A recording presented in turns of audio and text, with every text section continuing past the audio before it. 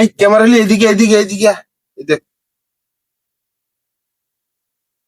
এটা হচ্ছে কি জানেন? কুমড়া আছে না, কুমড়া, মিষ্টি কুমড়ার বীজ। আর এই যে এটা হচ্ছে এই যে শশার বীজ, শশা, দেশি শশাটা আছে না, দেশি শশাটার বীজ। ওই দেখেন অলরেডি চারা বের হয়ে যাচ্ছে। আর এটা হচ্ছে দেশি করলাটা আছে না, করলাটার বীজ। এটা আমি গতকালকে ওই যে বাজার থেকে আইনা পানিতে ভিজিয়ে রাখছিলাম 12-13 ঘন্টা।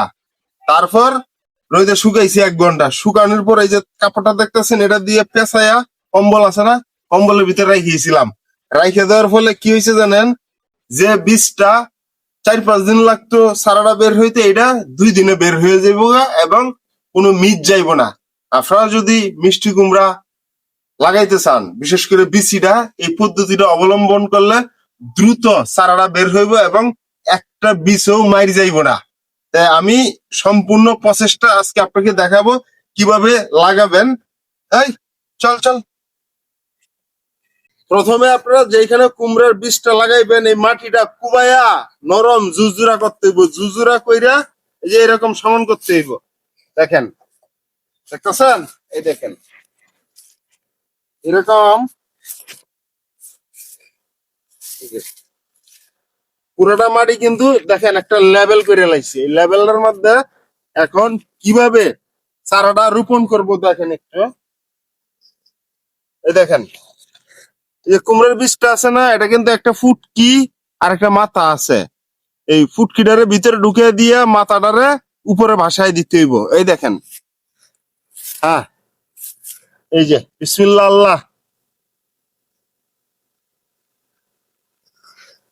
তারপর এই যে আরেকটা, একটা গাতার ভিতরে মিনিমাম মানে কমপক্ষে 4টে বীজ লাগাইতে হইব, কারণ এর মধ্যে হয়তো 2-1টা মাইর যাইব, পোকামাকড় নষ্ট করে লাইব। মানে আছে, কৃষি আসলে এতটা লাভবান ফসল না। কৃষিটা হচ্ছে নিজেদের চাহিদা মিডিয়া টুকটাক বাজারে হয়তো পকেট খরচ এইটা করা যায়। এই দেখেন 4টে বীজই কিন্তু আমি এখানে লাগাই লাইছি। এই যে লাগানোর পরে মাটিটারে এইভাবে সমান করে দিতে হইব, বীজটারে ডাইকে দিতে হইব সুন্দর করে। এটা কিন্তু কমপ্লিট, এটা লাগানো।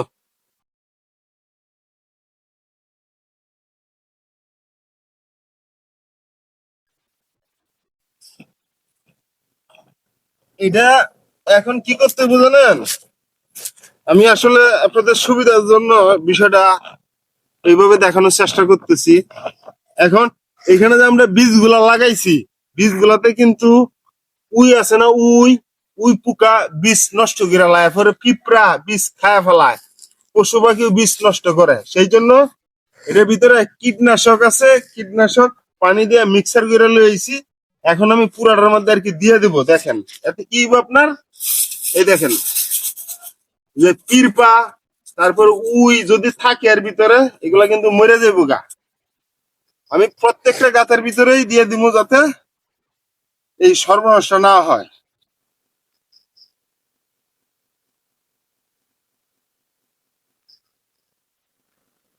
এই যে পুরাটা মধ্যে কিন্তু দিয়ে দিছি। এখন এর ভিতরে যদি উই তারপরে পোকামাকড় থাকে কি হবে? এগুলা সব মরে যাবো গা। আর আপনার যে বিষটা দেওয়া হয়েছে, বিষটা কিন্তু একদম নিশ্চিন্তে ভিতরে থেকে যাইব, কোনো ঝামেলা হবে না। মিনিমাম 2 দিনের ভিতরে চারা উঠে যাবো গা, আশা করা যাচ্ছে।